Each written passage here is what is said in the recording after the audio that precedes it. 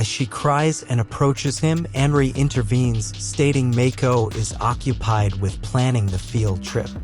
A disgruntled Kisaragi accuses Anri of interference, but Anri points out that she interrupted them first, grabbing Mako's hand and leading him away.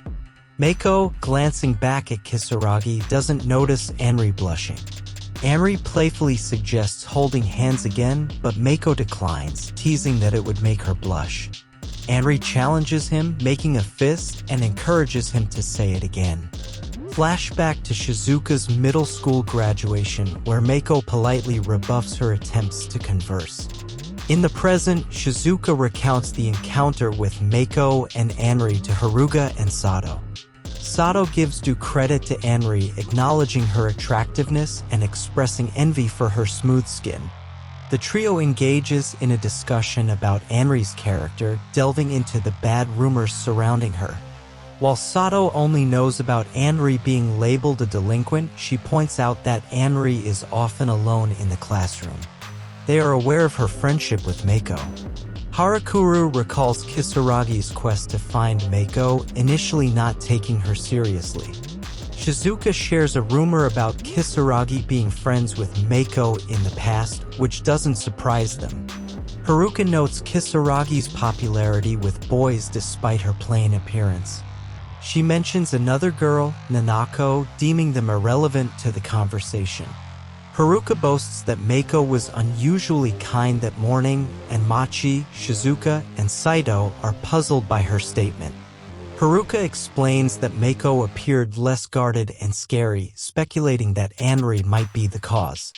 The mood becomes somber as the girls admit their feelings for Mako, acknowledging their past mistakes. In a flashback to the playground incident, Anri, preoccupied with her injury, failed to defend Mako against false accusations. Fearful that Mako would remain gloomy into middle school, she knew she had a duty to clear his name. However, fearing blame for not speaking up earlier, she remained silent. Haruka recalls hearing about the incident at the schoolyard where Mako was labeled a violent boy. She conveyed a distorted version to her mother, leading to strained relations. Haruka admits to manipulating Mako to gain his attention, regretting her actions.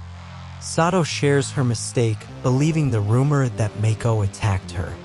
On the day of middle school graduation, she learned Mako had protected her from falling objects during an earthquake.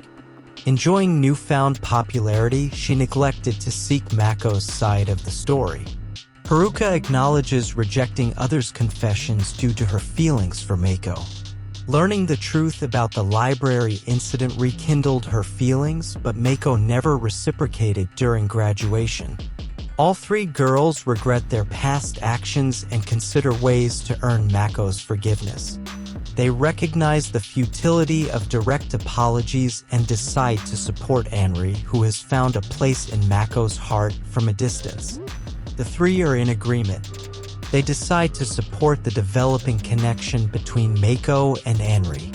Their initial strategy is to prevent Kisaragi and Nanako from disrupting the upcoming field trip. Despite the unfavorable circumstances that brought them together, the three girls share a laughter, relieved that they could come together and discuss their past mistakes. Mako contemplates recent events, recalling Haruka's warning about Machi. He feigned liking it to spare her, realizing that his protective instincts towards Haruka have dwindled. Reflecting on Shizuka and Sato's newfound kindness, he acknowledges that he no longer feels the way he used to about them. He recognizes that the fault lies with him and that he has become unable to trust anyone due to life's harsh realities. His heart feels empty. Mako meets with Siko and she contacts his father, who agrees to be present as his legal guardian and advisor. Surprised that his father agreed to come, Mako had informed him about his web novel being published. His father, cautious but reasonable, commends Mako's achievement and advises him during the meeting. Back in the present, Siko seeks Mako's permission to publish his story as a book and distribute it globally. Anri anxiously awaits his response, acknowledging that if his book is published, she'll need to put in her best effort. Despite not considering Anri a friend, Mako sees her as a rival.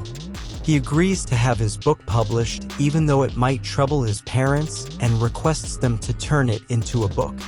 Anri congratulates him, leaning against his back. Mako expresses his gratitude to Anri, acknowledging that he found the strength to move forward because of her. After bidding farewell to Anri and Siko, Mako returns home, where his mother questions why he didn't inform her about his book.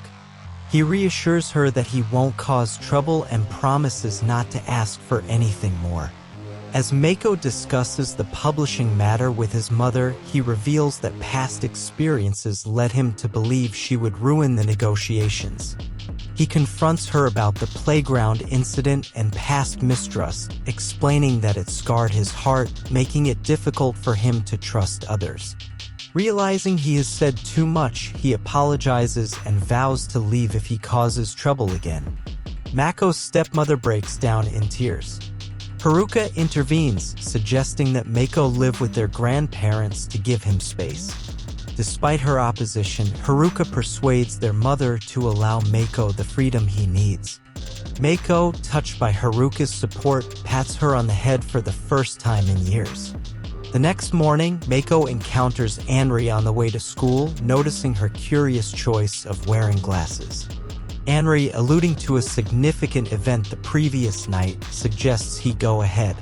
Mako expresses the desire to walk to school with her, prompting Anri to warn about potential involvement in her bad rumors. He insists on walking with her for the day. When asked about the glasses, Anri ignores the question. Mako's mother hands him a key to their deceased grandparents' house and New Year's money saved for him, expressing her reluctance to see him off. She promises to talk to his father and wishes him well, reminding him to take care of himself. Above all, she assures him that he is always welcome to return to the house. Just like that, Mako finds himself living on his own with no prior arrangements. Anri feels a twinge of jealousy. Even though the house is already furnished, Mako still needs to purchase a few things before truly embracing independent living. Anri offers to accompany him on a shopping trip. Mako hadn't anticipated things unfolding this way, but Anri sees it as a positive development. She points out that his mother needs time to come to terms with the situation.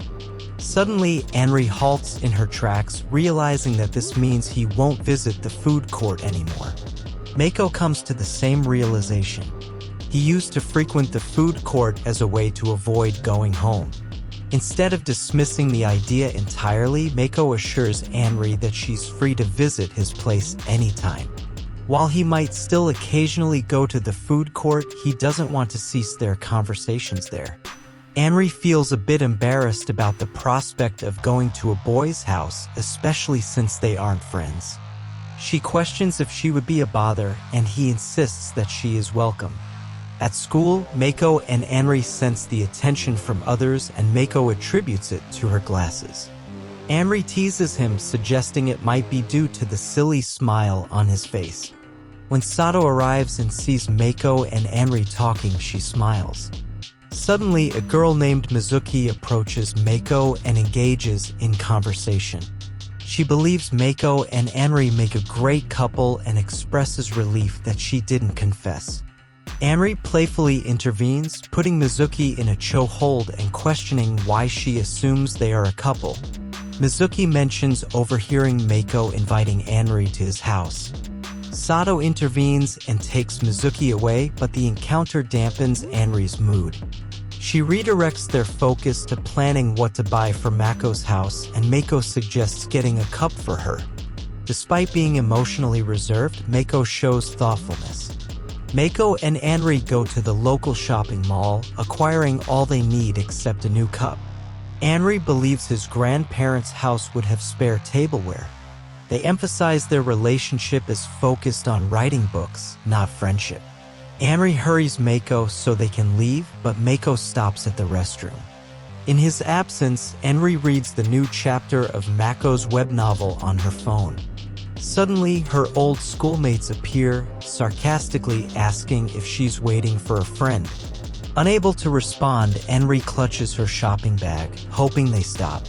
However, they mock her web novel and discuss calling another friend, Momo, to join in. Henry gathers courage but is saved when Mako returns. The girls are shocked to see her with him, and Mako intervenes when they insult Henry's light novel. He asserts that Henry is his precious friend and grabs her hand to leave. Henry starts crying, and Mako teases her about ruining her delinquent image. He surprises her with a Mucky Mouse cup, having noticed her interest earlier. This gesture becomes his token of appreciation for her help. In that moment, Henry understands the meaning of Sayori's words about finding someone to trust completely. She decides she doesn't mind being betrayed by Mako at all. At that moment, did they become friends?